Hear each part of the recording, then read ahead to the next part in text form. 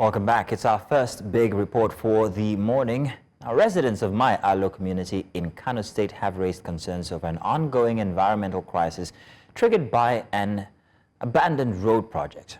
Now, the project, which has left vast amounts of sand and also debris in the area, is suspected to be the cause of severe respiratory issues, reportedly leading to deaths of 2 individuals. Frustrated by the lack of action, locals are calling on authorities to intervene before more lives are lost. Now, despite initial cleaning efforts by the construction company, the incomplete state of the road has resulted in a persistent dust haze that continues to endanger public health. Community members say the situation worsens during dry and windy conditions, making it difficult for residents to go about their daily activities. Some of them spoke to News Central's crew with Emmanuel Bagudu in Kano State, and they shared their grievance. Take a look. Located at an intersection between 3 local government areas of Nasarawa, Gezawa, and Kumbutsu, Mai Allo community is undergoing a transformative makeover, a constituency project by Senate Representative Rufai Hanga. However, this has come with a heavy price, as an abandoned road project filled with sand is now generating a dust haze, which some in the community say has triggered respiratory illnesses among residents of the community. I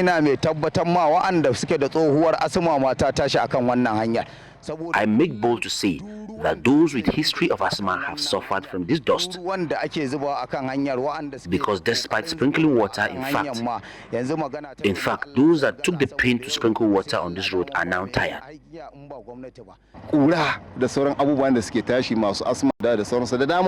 Very dangerous dust causing serious health challenge. In fact, a lot of people have resolved to stay indoors.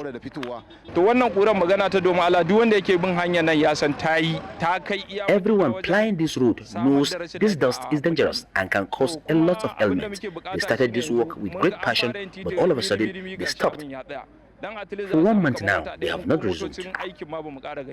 Some of them are not mincing words in narrating the negative impact of the dust haze, alleging that 2 residents have died as a result of respiratory complications following the haze, which has now become a permanent sight. Akwai kaman wanda muke tunani wannan kurar ita ce ta kwasan din rasuwarsu sakamakon asma da suke dauke da ita saboda kurar ta yi yawa.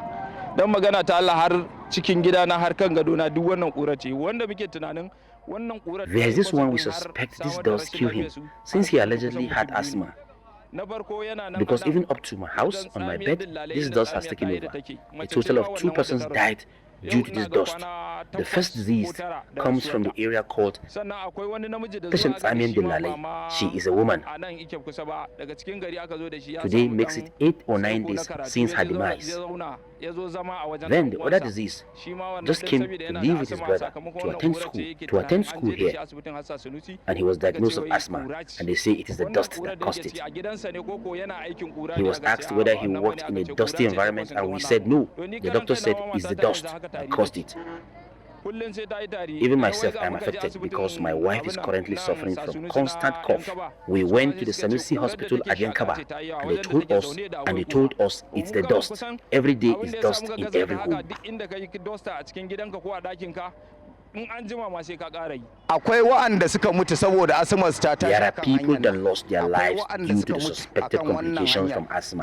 Yes, they died from asthma due to this route. One of them from Nasarawa local government, one of them from Ubuntu. There is one also currently in the state specialist hospital, popularly called Asibiti Nasarawa. Even business owners also expressed their sad reality, saying that their businesses are now on the verge of closure and called for urgent steps to be taken. This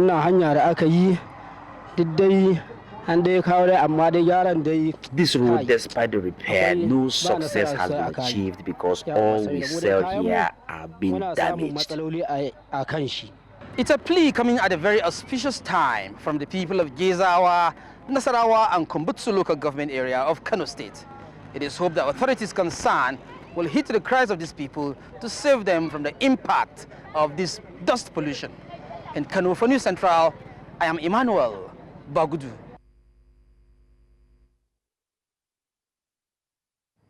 Many thanks to Emmanuel Bagudu there for that report. And just speaking to all the respondents and residents of the Mai Allo community, it's sad. Mazino, how many times are we going to come back to this juncture?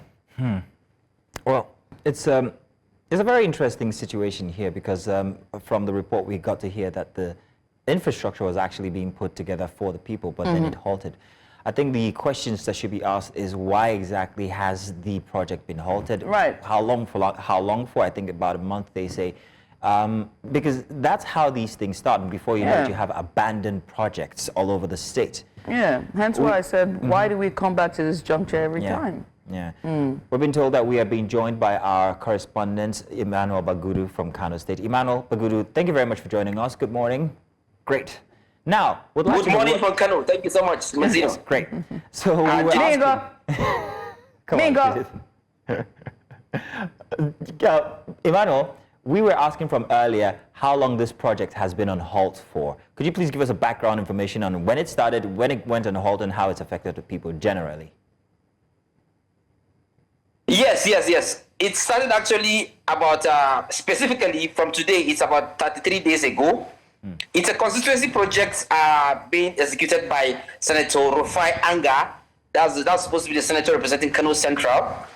And then all of a sudden, the community members woke up and then they heave a sigh of relief, seeing the road being expanded, seeing construction workers coming in to bring in sand, and then they are happy. And all of a sudden, the construction workers pack up their things and they left. And they left for the past 1 month, 4 weeks. That's talking about 4 weeks. And they never returned. And then leaving the community inside this dusty environment, dust pollution, dust haze, which the community members actually claim that it is hazardous and has led to the death of community members. And then they are saying that it's a bittersweet situation. Well, just when they think that they are, they are being saved, all of a sudden they are discovering that they are already in danger. So it's a kind of mixed feeling, and they are not happy about it. And they want Senator Rufai Anga, they want the Kano State government to come out and say something about their own situation. No government, either in the Senate, in the Kano State, either in the executive or in the legislative arm of government, coming out to tell them anything. And that road is supposed to be, representing, that road is an intersection between 3 local government: Nasarawa local government, Gezawa local government, and then Kumbutso local government. A very, very huge population, voting population are being represented in that community, which the community believe that they deserve a listening ear from either the Kano State government or the federal government. Thank you. Right. Emmanuel, I wanted to ask, how long has this road project been abandoned? Let's start there. The community said the road project have been abandoned for the past 1 month. 1 month may look small, but the damage that abandonment has caused for the past 1 month, it has led to the death of 2 people, according to the community members. So you may say 1 month is small, but at least the death of 2 people is something big. Yeah. Okay. So, Emmanuel, has there been investigations into why the previous contractors left? You said that they picked up even their equipment and they are gone, which means it's been abandoned. Has there been any inquiry into what exactly happened to them or why they left? Do we even know who these contractors are, the construction company in charge? Yes. New Central was approached to, report the situation just few days ago. New Central's report, I would say, is the first investigation that has, reached that community, because the community has been crying out for 1 month. You heard their voices. Some of them have said they don't want to come out because they are afraid of dying. Some of them said they don't know. Of course, this is a fasting period. People want to concentrate on their spiritual obligations, and they don't want to be interrupted by any environmental hazards. And then this is coming at this time. So it's just 1 month, but that 1 month may seem small, but it has caused a lot of damage. Okay. So the first investigation that was done was the report done by New Central. And then, of course, the community members look forward to seeing New Central's report being attended to either by the state government or by the federal government. Yeah. And since the report, has there been any reaction from the state or federal government regarding the situation?